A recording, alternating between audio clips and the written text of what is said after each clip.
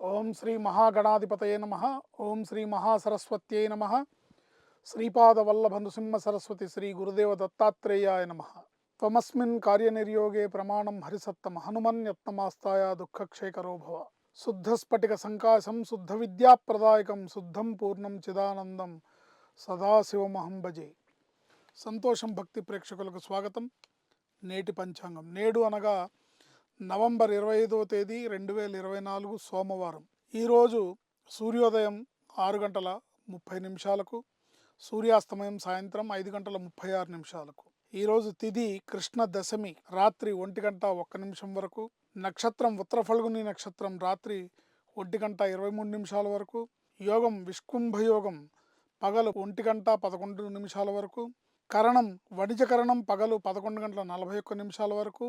తదుపరి భద్రకరణం రాత్రి 1 గంట 1 నిమిషం వరకు.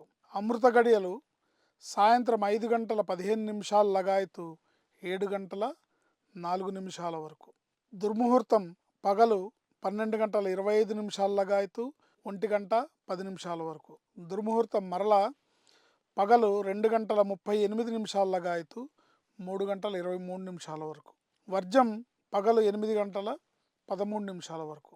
ఈరోజు ఈ రాహుకాలం ఉదయం 7:30 నుంచి 9 గంటల వరకు. ఇంపార్టెంట్ పనులు, మీటింగ్స్, చెక్కుల మీద సంతకాలు, అగ్రిమెంట్ల మీద సంతకాలు, ముఖ్యమైన మీటింగ్స్ ఇవన్నీ కూడా ఈ దుర్ముహూర్తం సమయంలో, వర్జం సమయంలో, రాహుకాలం సమయంలో అవాయిడ్ చేయడం చాలా మంచిది.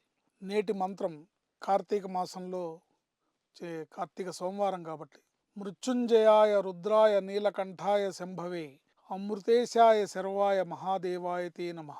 మృత్యుంజయాయ రుద్రాయ నీలకంఠాయ శంభవే అమృతేశాయ శర్వాయ మహాదేవాయ తే నమః.